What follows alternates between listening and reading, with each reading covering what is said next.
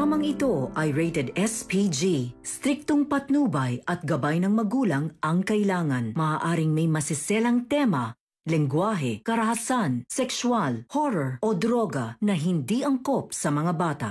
Ikaw ang aking dahala sa gabing marinig. Ikinapahamak ni Vasquez ang planong pagtulong na patakasin si Don Pepe. Gandang araw at eto na nga tayo sa ating pinakaabangang tagpo sa abot kamay na pangarap. Welcome to my channel. Please don't forget to like, comment, and click the bell button para lagi kayong updated sa aking mga video. Samantala, mukhang naisahan na naman ni Moira sila Robert at Giselle at nagawa na naman niya ito ng paraan para malihis kung saan siya pumunta. Then kapag kaalis nila ng restaurant, ay nakita ni Nerissa ang sasakyan nila Giselle at Robert at dali-dali niyang tinawagan ni Nerissa si Moira para sabihan niya ito. Sinagot agad ni Moira ang tawag ni Nerissa at sinabi ni Moira kung may nakalimutan na naman ba siya at pinag-iingatan niya ang kotse niya. Sabi ni Nerissa, mag-ingat ka dahil sinusundan ka ni Giselle at Robert. Naalarma agad si Moira at sinabing hindi nila dapat malaman kung saan niya dinala si Don Pepe. Sabi ni Nerissa, anong gagawin mo? Kotse ko pa naman ang dala mo at ayaw niyang madamay siya. Nakaisip naman si Moira ng paraan at ibinaba niya na ang tawag ni Nerissa. Agad niyang tinawagan ang kaibigan niyang si Tish na may-ari ng printing at nakiusap siya kung pwede siyang puntahan at mapaunlakan kahit late na ng gabi at pumayag naman ang kaibigan ni Moira.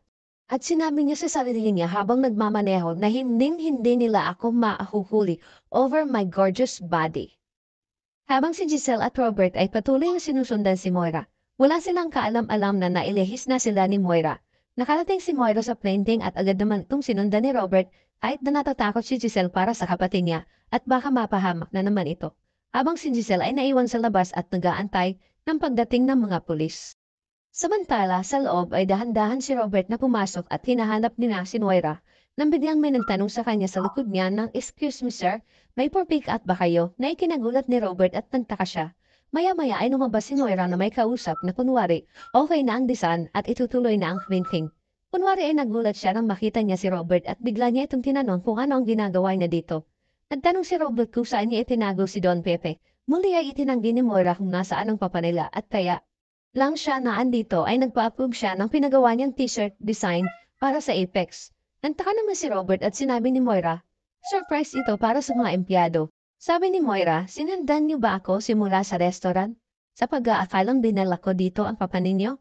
Hindi naman nakaimik si Robert at napaisip siya kung totoo ang mga sinasabi ni Moira.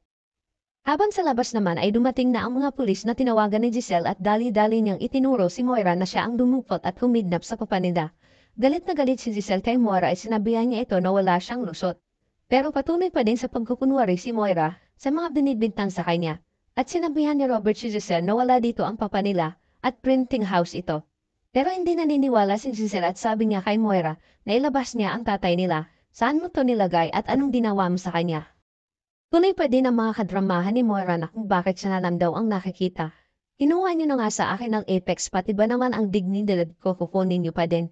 Hindi pa din kumbinsido si Giselle sa mga acting ni Moira kaya inutusan niya ang mga pulis na hanapin nila ang kanyang papa sa loob. Pero walang nakita ang pulis na ikinagalit ni Giselle at hindi siya naniniwala na wala ang papa nila doon dahil alam ni Giselle na dinukot ito ni Moira. Sumagot naman ang may-ari ng printing na wala silang tinatago na tao sa warehouse nila at kung meron man ay i-report nila ito sa pulis. Mas lalong nagalit si Giselle dahil sinabing niya na kasabwat niya ang may-ari at binayaran sila ni Moira. Nagalit naman ang pulis at sinabing, "Ma'am, magdahan-dahan naman kayo sa sinasabi niyo, hindi kami ganyan magtrabaho." Kaya humingi ng pasensya si Robert sa kanila. Sabi ni Giselle kay Robert, naniniwala ka pa ba sa babaeng yan? Ilang beses niya na tayong niloko. Ilang beses na siyang nagsinungaling. Napahama ka na ng mga ilang beses na yung pa ba tayo bibigay sa kanya? At sa sobrang galit ni Giselle kay Moira, dahil sa kapal ng mukha nito na ipagsiksika ng sarili niya sa pamilya natin, at kahit anong sabihin niya at paliwanag ni Moira ay hindi naniniwala si Giselle sa mga acting niya, at nilayasan nila si Moira. Humingi naman ng paumanhin si Moira sa may-ari at binayaran niya ito. Maya-maya, tinawagan siya ni Nerissa kung nalusutan niya ang dalawa. Tuwang-tuwa naman si Moira dahil tagumpay siyang nairehis ang dalawa. Sabi ni Nerissa, mabuti na lang at hindi ka dumiretso kung saan mo tinatago ang matanda. Ipinagmalaki naman ni Moira na napahiya ng malaki si Giselle at Robert sa mga pulis. Sinabihan naman ni Nerissa si Moira na mag-iingat siya dahil hanggat nawawala si Don Pepe, ay nakabantay sila sa kanya. At nagpasalamat naman itong si Moira kay Nerissa dahil sa ginawa nito, pagtulong sa kanya. Sa kabilang banda naman habang nag-iisa si Don Pepe ay nakarinig ito ng kalabog at ang buong akala niya ay si Ubing ito kaya sinabi niya na nandito siya sa loob. Nang bigla naman pumasok si Balahadja at Vasquez at sinabing, "Anong Ubing? Akala mo siguro ako ang anak mo. Hindi ka sasagupin nun." Naitanong ni Don Pepe kay Balahadja kung magkano ang ibinayad sa kanila ni Moira at gagawin niya itong doble o triple kung gusto niya. At sinabihan ni Balahadja si Don Pepe na pasensya na tanda, masama man kami pero loyal kami. At sinang-ayunan naman ito ni Vasquez, maya-maya ay nagpaalam si Balahadja na pupunta siya ng Manila at pinababantayan niya kay Vasquez na maigi si Don Pepe. Sumagot naman si Vasquez na siya na ang bahala na magbantay at hindi ito makakatakas sa kanya. At nang makaalis na ito ay nagkatinginan sila ni Don Pepe at sinigurado ni Vasquez na wala na ito.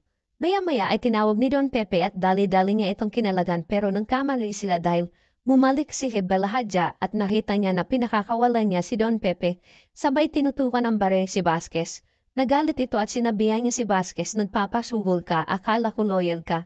Dan makaawa naman si Vasquez sa ginawa niya pero tinuluyan na ito ni Balahadja na barilin sa likod. Kinagulat ito ni Don Pepe at napasigaw at sinabihan niya na, "Hayop ka, demonyo ka, mamamatay tao, kriminal."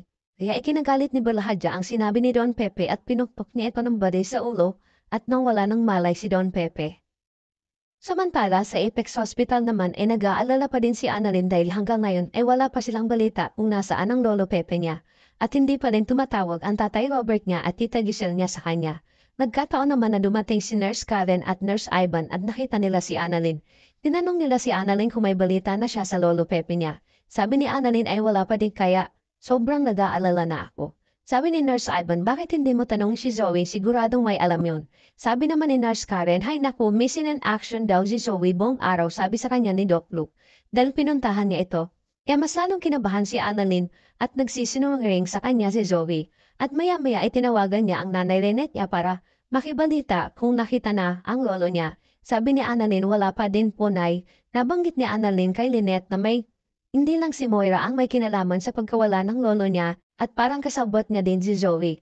Nag-alala naman si Lynette kay Annalyn dahil kapag napatunayan niya na may kinalaman ang mag-ina, ay baka mapahamak na naman si Annalyn. Umiiyak na sinabi ni Annalyn kay Lynette na nawawala ang lolo Pepe niya at kailangan niya makahanap ng ebidensya para mahanap ang lolo niya. Pababa ng telepono ay dali-dali ni Annalyn hinanap si Zoe at nagpasama ito sa isang nurse para ituro sa kanya kung nasaan si Zoe. Samantala, tinawagan naman ni Carlos si Moira at sinabi niyang alam niya na ang lahat dahil sinabi na sa kanya ni Zoe na itinago niya si Sir Pepe.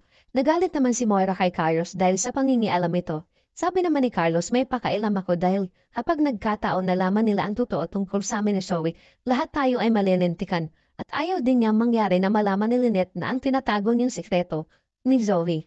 Kaya nakiusap siya kay Moira na iwasan niya na munang makipagkita o kausapin si Zoe para hindi ito paghinalaan na may alam sa pagkawala ng lolo niya. Nainis naman si Moira kaya tinawagan niya si Zoe at galit na sinabi ni Moira na wala kang utang na loob, sana pinabayaan na lang kita. Ganon din si Zoe ang sinabi niya kay Moira na sana pinabayaan na lang din kita. Kaya galit na galit si Moira at tinawagan niya si Balahadja na alisin na si Don Pepe kung saan nila ito itinago. Nabanggit din ni Balahadja kay Moira na nabaril niya si Vasquez dahil tinangka niyang patakasin ang matanda na ikinagulat ni Moira. Inutusan ni Moira si Balahadja na siya na ang bahala sa matanda at tuluyan niya na itong patayin at siguraduhin niya na walang makakakita sa gagawin niya. At dinala nga ni Balahadja sa isang lugar si Don Pepe habang walang malay ito at na magising si Don Pepe ay pinagkukay niya ito. Habang nag-uukay si Don Pepe ay humingi ito ng tubig dahil nauuhaw na siya at sa pagod.